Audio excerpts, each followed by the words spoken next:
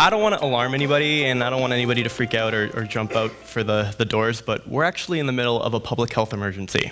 And I know what you're thinking, don't freak out if the guy behind you starts to cough. It's not that kind of a public health emergency. I'm not talking about the disease of infection, I'm talking about the disease of addiction, and more specifically, overdoses. Before I start talking about overdoses and what's happening in our community, though, I want to make sure I acknowledge something right off the top.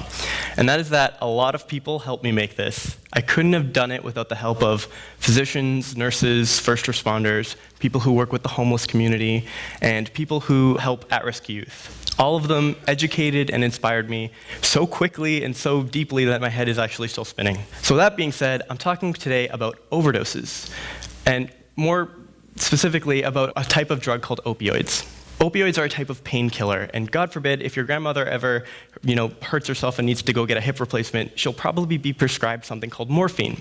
If you know anything about the overdose epidemic, you've probably also heard about a drug called fentanyl. It's probably the most popular buzzword when it comes to what's happening right now. Fentanyl is actually 50 to 100 times more powerful than morphine. And what that means is, you only need a dose the size of a grain of salt to have a heroin-like high. But if you have 2 grains of salt, it'll probably kill you. In fact, it's killed 914 people. 47 of them were in Kelowna last year. And that's an insane number. It's a number that I couldn't really comprehend when I was trying to learn about these stats. In fact, if everybody just took a second and kind of looked around and seeing how many people could fit in this room, if you tripled that, you probably still wouldn't have the right number. It's about the size of a section in an NHL arena. Not only that, if you look at what it compares to in years past, you could see how sharp the increase is of overdose deaths in recent years. In the year 1990, there were 80 overdose deaths. We're doing that in a month now. Another way to kind of look at it is if you were going to look at how somebody in BC was probably going to die, you would probably think about car accidents or drownings. If you combine those 2 measures, overdose deaths actually are much higher. Normally when you're faced with information like that, it's probably coming from someone who is an academic or who's an expert on this stuff, or it's someone who has dealt with addiction and is speaking about reclaiming so much of what that experience has taken from their life. I am none of those things. I'm just a regular guy. And I think that that's important because for far too long, when it comes to this issue that's happening in our community, regular people like us have been excluded. We haven't been showing up. I wanted to talk to as many people as I could about what was happening in our community. I wanted to learn so much more about what was happening and why. And the first thing I learned really quickly was the idea that you were going to drive out of a certain part of town and not have to deal with this problem anymore is just not grounded in reality. It isn't just heroin that's being affected by this fentanyl, it's also MDMA, cocaine, drugs that are used recreationally by people all over, across so many different demographics. I also learned that research from someone by the name of Johann Hari. And Hari was someone who wrote a book. In that book, he went through 3 years of trying to find out what happened in the war on drugs.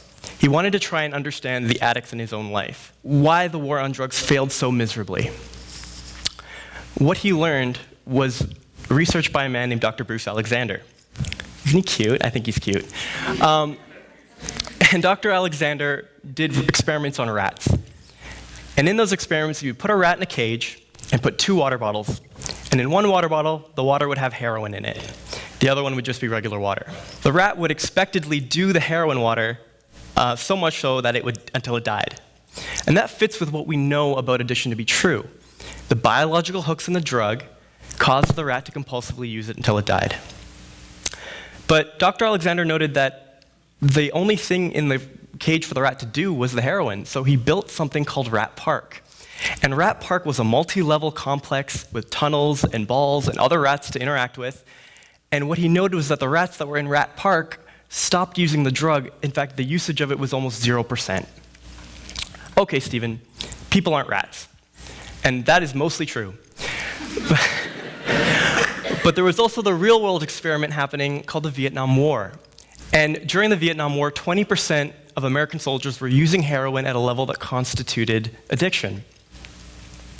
So we can see from these 2 experiments the idea that the environment has a big role to play in the outcome of someone going through addiction. Well, what about on a public policy level? We can see with countries like Portugal which in the year 2000 had one of the worst heroin epidemics in the world. 1% of their population was addicted to heroin, that they couldn't use the same punitive laws that Canada and the United States were using to use with their addicts. It wasn't cost effective, and it just wasn't working to deal with the problem. So what they did was they gathered a panel of healthcare experts and asked them what the most evidence-based solution to the problem was. And what they did was radical. They legalized all drugs. And most importantly, they took all of the money that was being used on enforcement and used it to actually provide a social safety net for addicts. They provided safe injection sites, legal heroin, and most importantly, went to employers and said, if you hire this person who's going through this addiction, we will pay for half of their wages. What that did was it allowed them to develop connections beyond their fix. It gave the young people in Portugal a future. As you can see here, the deaths from overdoses went down by half. When it comes to the future of our young people, you can see the differences are actually quite stark. The faces behind me are people who have passed away from phasing out of our foster care system. The young lady in the middle, her name is Paige. She phased out of her foster care and then died of an overdose in Oppenheimer Park in Vancouver. The young lady on the left is, her name is Carly Fraser. And the day after her 19th birthday, the day after she phased out of foster care, she committed suicide, died by suicide, by jumping off the Lionsgate Bridge. And the young man on the right, his name is Alex Gervais. And he's from Abbotsford, British Columbia, my hometown.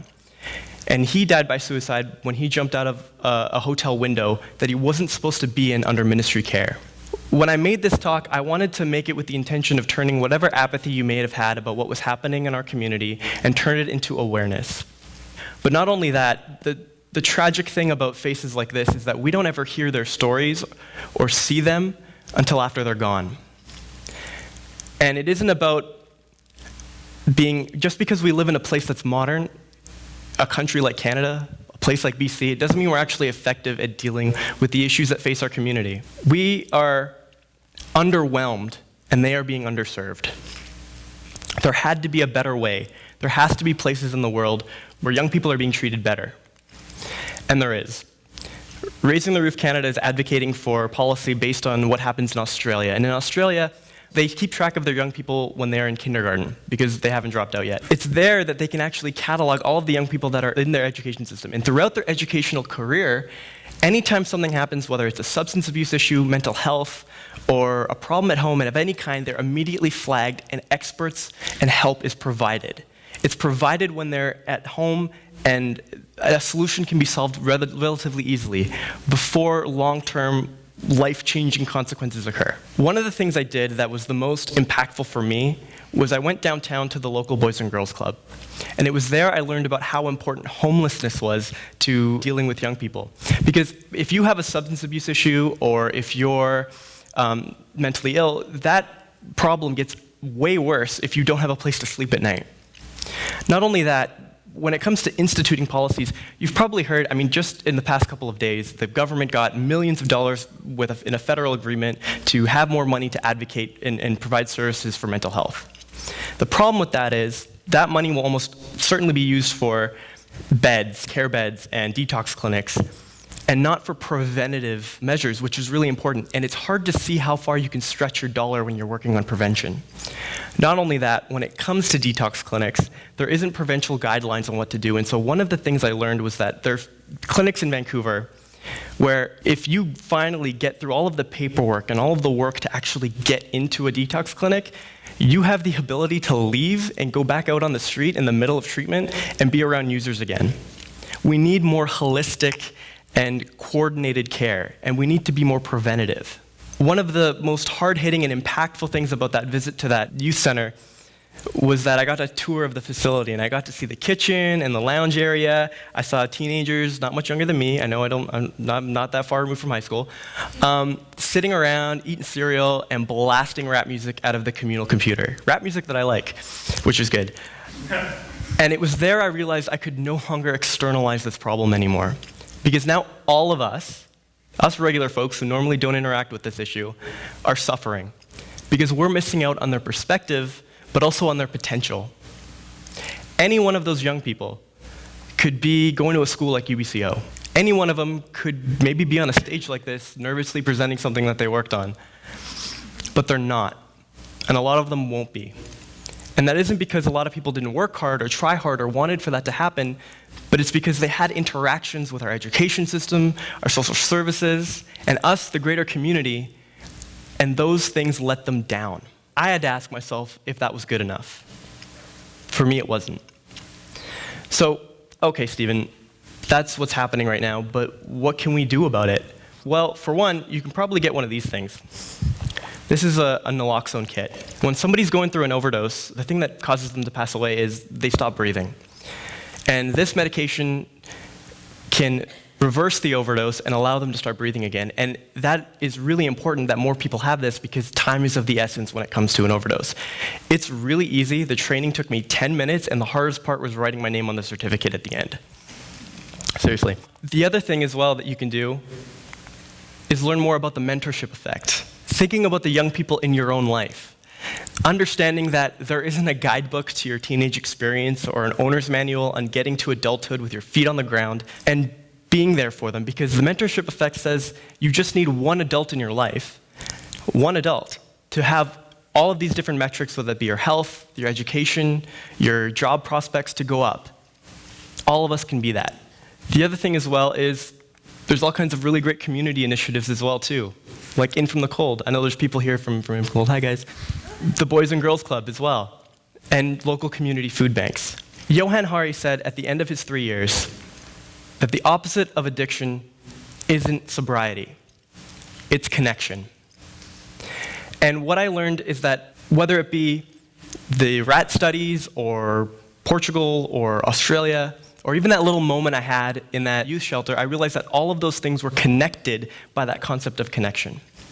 The idea of regular people, just like us, looking someone in the eye and saying, the trajectory of your life is not where it deserves to be, but we will be there for you because you matter. Dealing with this issue isn't an obligation, it's an opportunity. And something amazing happens when you do that. Those people become part of the community. They're not a threat to it, they're a part of it. And when you believe in them and provide them with the services they need, they have the ability to contribute. And this fits not just on a social level, I mean on an economic level. There's room for all of us, all of our voices, all of us to have a seat at the table to deal with this issue. And irrespective of whether or not government has ability to create a magic silver bullet solution, that has nothing to do with whether every single person in this room and every single person watching can help make it better. I'm not telling you what you have to do, I'm just telling you what you have the power to do if you choose to disrupt the trend line that's ever increasing when it comes to overdoses, and to make the situation better for our community and better for our young people. Thank you.